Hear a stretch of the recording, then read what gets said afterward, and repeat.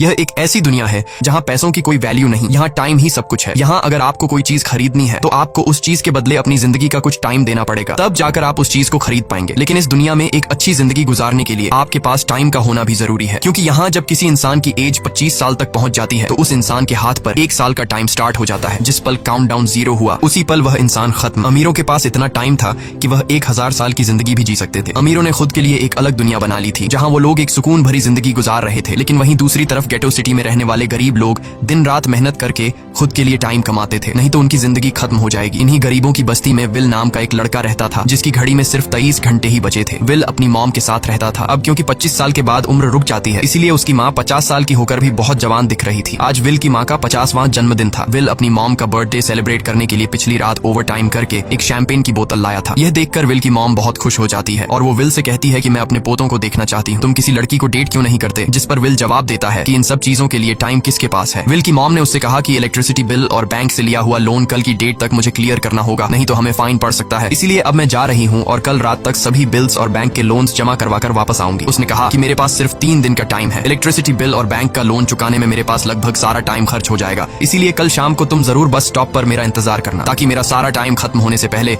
मैं तुमसे कुछ टाइम ले सकूं। इस पर विल ने कहा ठीक है, मैं टाइम पर पहुंच जाऊंगा। जाने से पहले विल की माँ विल के हाथ को छूकर उसकी बॉडी में 30 मिनट ट्रांसफर करती है ताकि विल अच्छा नाश्ता खरीद कर खा सके। इसके बाद दोनों अपने अपने काम पर निकल गए। रास्ते में विल के पास एक छोटी बच्ची आती है। वो विल को एक कैप्सूल देकर विल से उसका थोड़ा सा टाइम मांगती है। विल मुस्कुराते हुए उस छोटी बच्ची को कैप्सूल में अपनी जिंदगी का 5 मिनट का टाइम दे देता है और वह चली जाती है। यहाँ हमें पता चलता है कि यह लोग अपने टाइम को एक कैप्सूल में स्टोर भी कर सकते हैं, जिससे यह लोग कभी भी यूज और ट्रांसफर कर सकते हैं। इसके बाद विल काम के लिए फैक्ट्री पहुंच जाता है। काम शुरू करने से पहले वह कॉफी लेने जाता है, लेकिन वहाँ वह देखता है कि हर एक चीज का दाम डबल हो गया है। जहाँ पहले कॉफी 2 मिनट की मिलती थी, अब उसका प्राइस डबल होकर 4 मिनट हो चुका है। यहाँ पर कभी भी किसी चीज का भी दाम बढ़ा दिया जाता है बिना किसी अनाउंसमेंट के। ये बात विल को बहुत बुरी लगती है। मजबूरी में विल ने भी कॉफी के लिए अपनी जिंदगी के 4 मिनट पे किए और काम पर लग गया। दिन भर के काम के बाद रात के वक्त विल अपने दोस्त के साथ एक बार में जाता है। विल का दोस्त एक नंबर का शराबी था। वह हर वक्त शराब के नशे में टली रहता। विल का दोस्त विल को इशारे में बताता है कि वह आदमी सबको फ्री में दारू पिला रहा है और उसके पास बहुत ज्यादा टाइम है। ये सुनकर विल ने जब उस आदमी की तरफ देखा तो उसे चारों तरफ से लड़कियों ने घेरा हुआ था। विल की जब उस आदमी की घड़ी पर नजर गई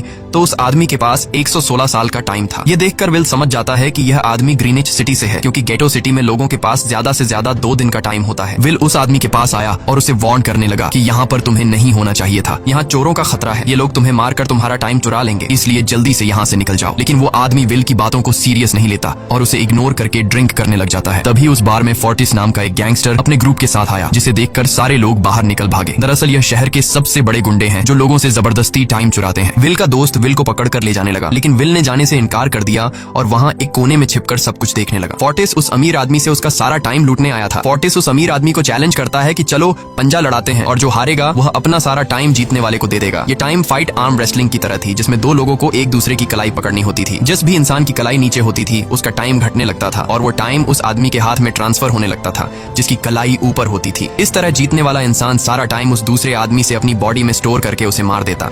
फोर्टिस उस आदमी से कहता है क्या तुम इसके लिए तैयार हो? इस पर उस अमीर आदमी ने कहा कि मैंने बहुत ज्यादा ड्रिंक की हुई है, इसलिए मुझे कुछ टाइम चाहिए, उसके बाद मैं तुम्हारे चैलेंज के लिए तैयार हूँ। फोर्टिस कहता है कि ठीक है, ये तुम्हारी आखिरी ख्वाहिश है, जाओ मैं तुम्हें तैयार होने के लिए कुछ मिनट देता हूँ। फोर्टिस उसके साथ अपना एक आदमी भी भेज देता है ताकि यह भाग न सके। वो अमीर आदमी बाथरूम में आकर बहुत ज्यादा उल्टियां करने लग जाता है, क्योंकि उसे काफी चढ़ गई थी। इसलिए अगर वो इस हालत में फोर्टिस से पंजा लड़ता तो इस अमीर आदमी का हारना कंफर्म था। तभी विल वहां पर आ जाता है। वो फोर्टिस के आदमी को मारकर उस अमीर आदमी को अपने साथ उस जगह से बाहर निकाल लेता है और उसे फोर्टिस से बचाकर एक सेफ जगह पे ले आया। विल ने उस अमीर आदमी से कहा कि मैंने तुमसे कहा भी कि तुम्हारी जान को खतरा है, तुम जानबूझकर अपना टाइम क्यों बर्बाद कर रहे हो? वो आदमी विल को अपना नाम हेनरी बताता है और वो विल से पूछता है कि तुम्हारी उम्र कितनी है? विल ने बताया 28 साल। हेनरी ने कहा मेरी उम्र 105 साल है और अब मैं जिंदगी से थक चुका हूँ। मैंने अपनी लाइफ में हर एक चीज का मजा लिया है और अब मुझे इस जिंदगी की जरूरत नहीं है, मैं जीना नहीं चाहता। ये सुनकर विल ने हैरानी से पूछा आखिर तुम कहना क्या चाहते हो? इस पर हेनरी ने कहा लगता है तुम अब तक हकीकत से अनजान हो। क्या तुमने कभी सोचा है कि इस दुनिया में अलग अलग टाइम जोन्स क्यों बनाए गए हैं? आखिर क्यों तुम्हारे टाइम जोन गेटो में किसी भी वक्त